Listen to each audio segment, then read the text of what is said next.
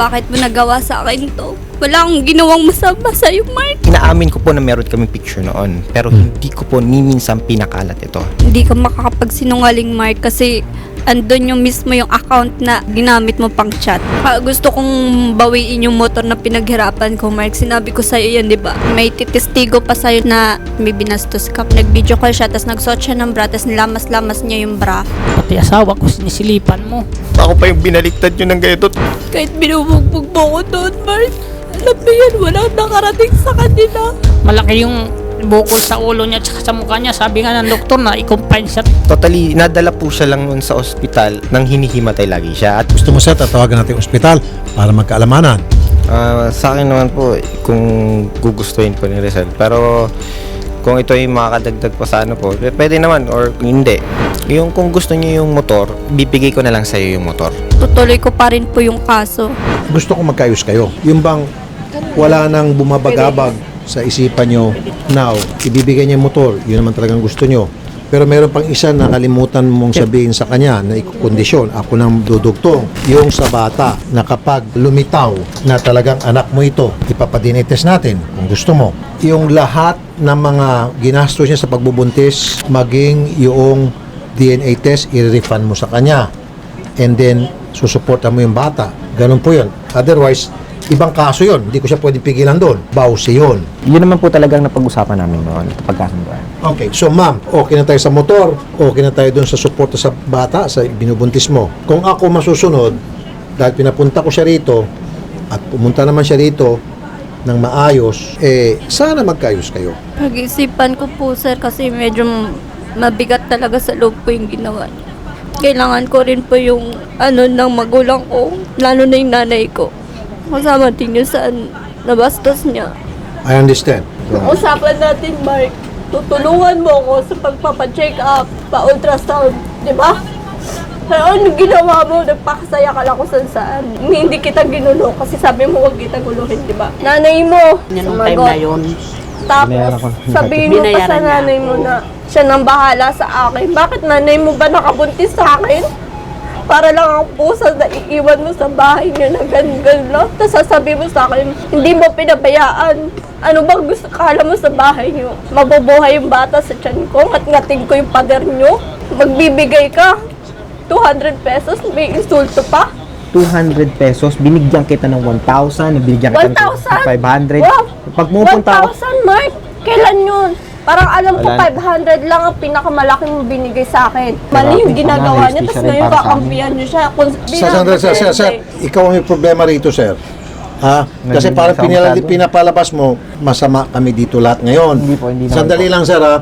Nakita mo naman, ginagawa ko lahat para sa'yo. Opo. Kinakampihan kita. Kung nakikita mo, di ba? I've been very, very fair to you. In fact, marami, sa ilang pagkakataon, pumupunta ko sa side mo, inuunawa ko yung side mo. Wag naman, wag ka naman magsalita na naipit, iiling-iling ka na para bang kinukuyog ka dito. Wag po. Sagutin mo lang po yung statement niya. Kasi the fact na bigla kang iling, ayaw mo sagutin, parang na-stress ka, napipressure ka dahil totoo. Parang ganun po ang dating sa amin yun. Sabi niya, umalis na daw kami doon. Hindi rin naman kami makatira sa inyo kung alam namin sitwasyon eh. Kukunin ko lang sana ang anak ko kung alam ko na ganyan ginawa mo sa anak ko eh. Naghakot kami ng gamit, sasabihan din namin kayo na alis na kami kasi magpaalam kami sa inyo ng maayos. Nung naghakot na kami, alam mo yun eh, nandoon ka, dinalhan mo pa kami ng pulis doon eh. Wala akong kamalay-malay na aalis na pala sila, nakapag-impake na sila. Expected ko naman talaga kung ano man yung kukunin nila, yung kanila lang naman talaga. Ngayon, sinabi naman kasi nung anak ko na yung yung iba naman daw kasi doon na gamit niya, wag naman dali kung hindi naman sa kanila. Di sabi ko, Mark, kinuha yung ganitong binili mo, sabi mo, na ganito, sabi niya, mama, pigilan mo. Sabi ko, paano ko pipigilan? Yung iba nga, ilagay na doon sa jeep. Bakit anong ginagawa mo? Hindi ka man lang tumawag ng barangay. Ngayon, nasa loob ko ngayon ng barangay. Naglakas loob naman ako ng kuya. Uy, kuya ko po, mayroon po kasi, sabi kasi ng anak ko, wag daw po kasi dalhin yung gamit na kasi kinakakarga na po sa jeep. May sabihin si sir? yes sir, kasi po ang amin lang kasi, pati yung yung akin, kinuha nila ng walang abiso. Ang kino-complain niya sa akin, yung gusto niya makuha yung motor. Okay, para maging quit, sige, bigay ko na sa'yo yung motor. Ang problema, yung ibang mga gamit na, katulad na po sabi mo, yung sandals na. Sandals niya, yung mga ibang damit ko doon, wala na. Okay. Pwede ba yung sa kanya, ibalik kung ano man yun? Sandals, Kung meron bang panty, may bra ba doon? Yung bra na pula, nasaan na ba Ano yun? pang sandals yung sinasabi Sandali mo, lang, yung sir? bra na pula, kinuha mo. Nasa akin po yung ano kasi. Ay, balik mo sa kanya yun eh. Babalik ko po yun. Yung bra na pula, ibalik mo sa kanya. Yes. Kinuha mo? Opo, kasi ebidensya ko sa yun. Ebidensya sana. Opo. 90s niya. Nasa kanya po. Hindi ko Binalik mo na? Hindi po ako nagsusuot nun eh. Okay, tibak. Ayos ah. Yung tibak niya, binalik mo na. Nandun din Okay. po. Ibigay mo na lang kung ano yung sa kanila. Okay? Sige Para po. matapos na. Sa Paano ulo. po sir kung may ginawa na naman po Hindi na. siyang ano? Wala na yan. Ay, tuloy-tuloy na sa korte. Back up muna kami, nandiyan pa yung barangay, testigo. Kunin natin lahat ng mga testigo mo, Sige ipit siya. So, ma'am, salamat Thank ma'am. you po, sir. Tay, salamat tay. Nay, salamat nay at sinamahan mo anak ko. Sir, okay. So, okay na yan ha.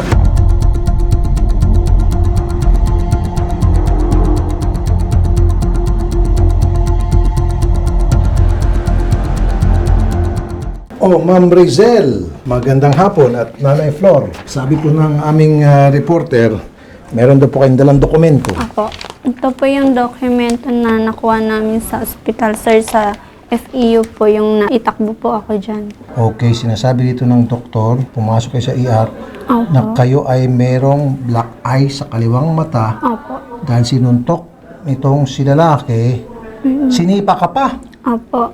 with this new development. Sampa natin ang kaso. Opo. Kasi nung nasa taas tayo, wala pa tayong hawak na ebidensya. Kaya habang maaari, gusto kayong pag-ayusin. Opo. Kanya naman ang sinabi niya, gusto niya magpag-ayos kasi pumunta sa atin. Pero, eto, wag natin palampasin. Opo. Meron pa po yung sa QMMC, yung na-bend po yung kamay ko. Pero ang in-indicate lang po doon na nadulas ako kasi ayaw niya pong sabihin yung totoo doon. Nagsinungaling ka doon. Opo. Dala ko rin po sir yung yung ebidensya na nagsis naman sa mga ano. Ano yan? Bali, ito po yung mga sinusuot niya pag nag-video call siya sa ibang mga babae na binabastos niya. Ito po Kulay. yung sinasabi ni Miss Ninya na sinuot niya po tapos yung hinimas-himas niya to. Aha. Ano naman yung itim? Ito po yung 90s 90s. na sinusuot niya tuwing madaling araw. Tapos yung May iba kasi technicolor. ng Ano mga parang babae. swimsuit. Yan, tapos ito po yung mga Oh. tibak. Ayan. Grabe naman to. Ano ba, tibak to o pangtakip sa mata? Pag yun sa tulog sa aeroplano? Ha? Tibak po siya. Tibak ba to? Opo. Ang dami Ayan naman. po. Nung time po na una ko nakita, ito kasi sa drawer niya, gusto niya isuot ko to. Hindi naman po ako nagsusuot na ito. Tapos, nung mga sumunod na gabi, siya na yung nagsusuot na ito. Tapos kinakausap ko naman siya about dito. Sabi niya po, magbabago siya, ganon, tapos titigilan niya. Pero, nung mga ilang linggo, ayaw na niya pahawak sa akin or pabuksan yung cabinet niya.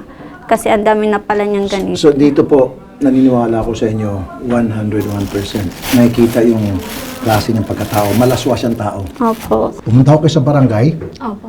magharap kayo, sasamahan kayo ng reporter namin. Now, kunin niyo po yung motor. Opo. Karapatan mo ko yung motor. In the first place, ikaw kamoy nag-down doon, di ba? Opo. Sa motor na yun.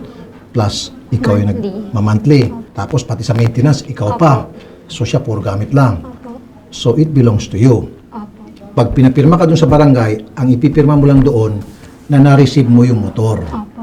Pero huwag kang pipirma na hindi ka na magdidemanda. Opo. Yun lang. Jam, yun ang pipirma niya. Pagkatapos, sasamahan natin si Ma'am Rizel sa korte para sampahan ng kasong physical abuse. And then after that, pupunta tayo sa anti-cybercrime. Doon sa pagpapakalat ng video. Nandiyan ba sa inyo yung mga testigo? Opo. Pwedeng sumama. Sige pa, sabihan ko po sila. Now, nasa korte na lang kung nakitang may problema sa pag-iisip, sasabihin ng korte, nangyayari ito, sinasabi ko lang kung anong maaaring mangyari. Magpiplead siya ng insanity. Kasi yung mga ganong klaseng gawain, meron siyang problema sa pag-iisip. Pwede hindi siya makulong. Pero mapupunta sa isang mental institution. Opo. Nay, kanina pa kayo walang imik. Ano pong reaksyon niyo po, Nay? Galit na galit po ako kay Mark kasi sa tagal po nila na nagsasama, ngayon ko pa lang po nalaman ang lahat ng ginagawa niya sa anak ko. And then hindi ko po alam na ganun din po ginagawa niya sa akin. Saka nagkaroon po ako ng phobia sa kanya dahil sa ganun na nangyari. Pero nung nag-day off po ako, tapos nandun po ako sa kanila, sumalubong po siya sa akin. Naka-miniskirt po siya ng red Di ko lang pinansin yun. Tapos padaan-daan po siya sa harapan ko. Parang nagpapapansin po siya sa akin. Yung pagsusuot po niya ng kasuotang pambabae, minsan nyo na nakita yon. Opo, yung personal. Ano yun siya? Naka-miniskirt tapos walang pang itaas? O Mayroon po. naka-miniskirt siya tapos anong pantaas niya? Tapos yung kulay uniform din Yung ba? uniform ko po sa SM yun. Pang stewardess kasi yung Parang blazer, gano'n. Tapos naka-stocking po siya. Tapos suot-suot niya yung sapatos ng nanay niya na mataas na ganyan. So, ibig sabihin, madalas niya sinusuot ito, yung high heels ng nanay niya. o tsaka yung pag madaling araw siyang nawawala. Para sa akin, sir, yung ginagawa niyang yun, way niya para makapangbastos ng babae. Parang ini-imagine niya kasi na yung katawan ng babae nasa kanya, ganun. Kaya kung anong ginagawa niya sa katawan niya, yun yung ini-imagine niya sa ibang babae.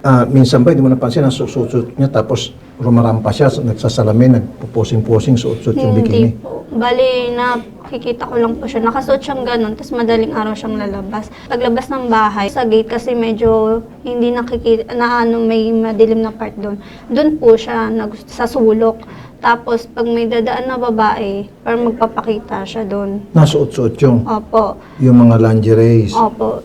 Na nakaganon siya. Tapos, pag Anong reaction ng babae?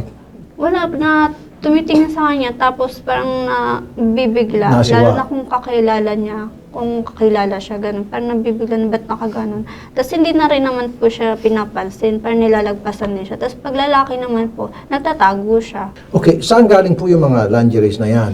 Bali po, yung iba, binili niya.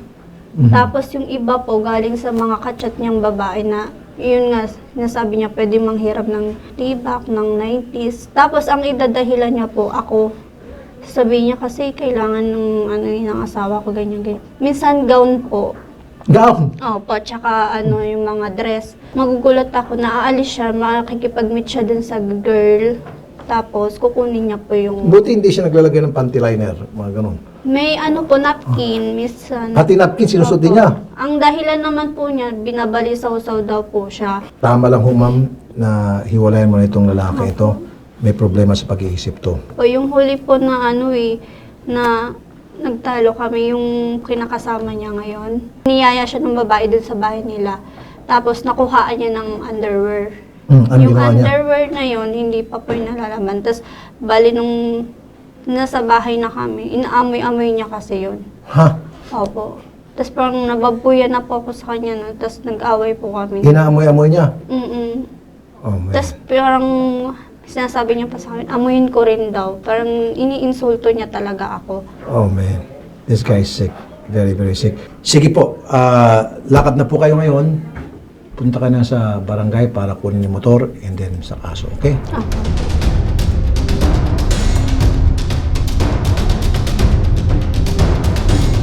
Po, ngayon po, nandito po kami sa barangay para magkaharap at magkaayos po. Gusto ko po mangyari is makuha ko po yung motor na pinaghirapan ko po talaga. Yung sa panig ko naman, yung motor handa ka naman po ibalik. Ito po yung resibo na last at saka yung ORCR, yung original rehistro, at saka yung deed of sale na naka-open deed naman siya.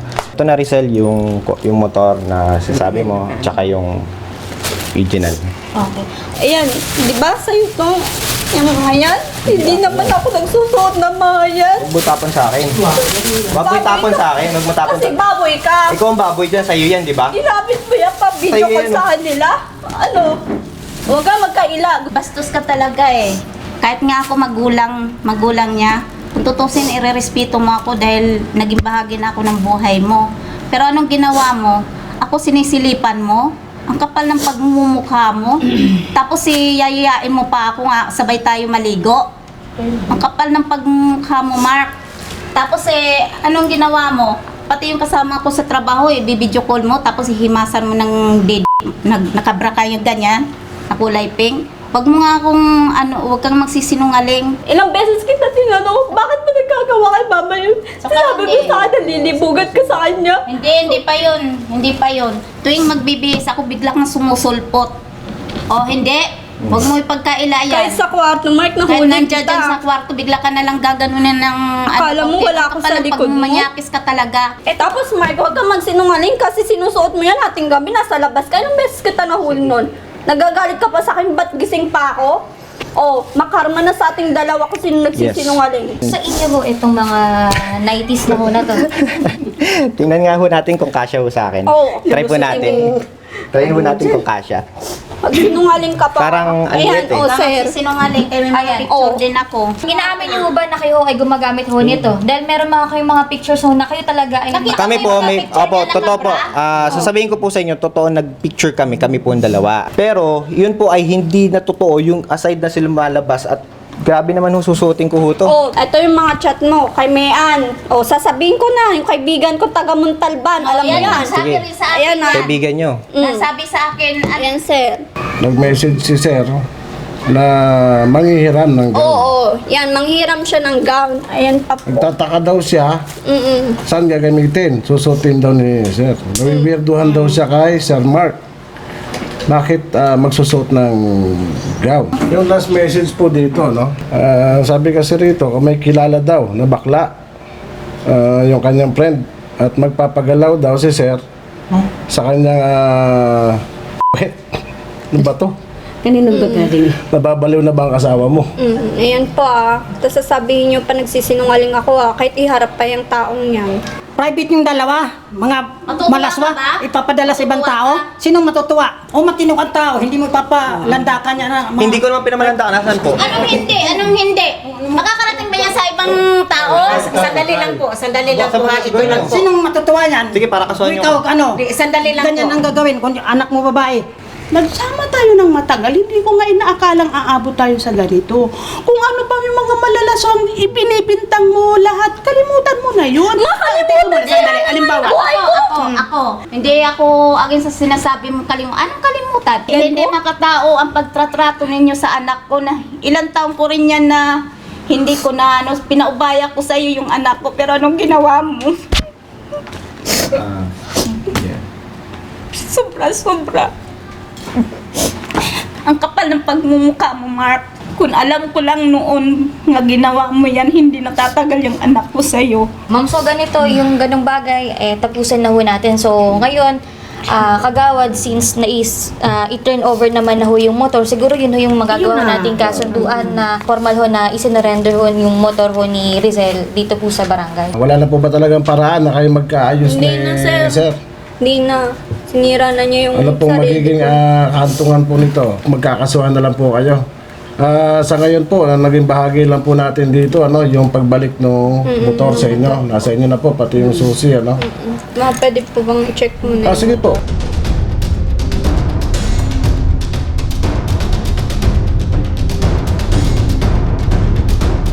Bali, babalikan na lang po namin siguro bukas. Sige po, paiwan na lang po natin dito sa barangay. Yung susi, dalhin nyo na lang. Just in case na may makuha na kayong driver na magkukuha nito, no? Yun na lang po.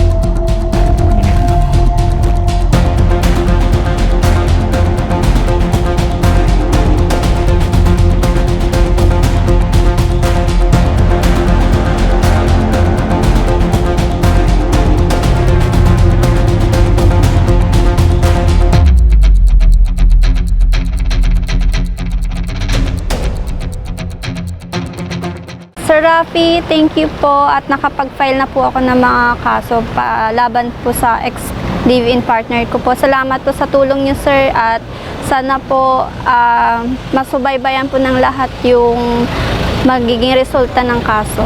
Thank you po, Sir Rafi. Sir Rafi, maraming salamat po sa paggabay ninyo sa amin at na tinulungan ninyo kami sa pag-file ng kaso ng aking anak. Thank you very much po at saka God bless you po. Sana po marami pa po kayo matulungan na kagaya po sa amin.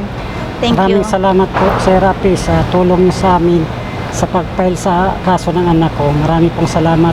Naway gabayan po rin po kayo na mababa at lumawig pa ang buhay niyo. Marami pa po kayong matulungan na tao mga naapi. Marami pong salamat. God bless you po, Sir Rafi. Salamat po, Sir. Maraming salamat po, sir.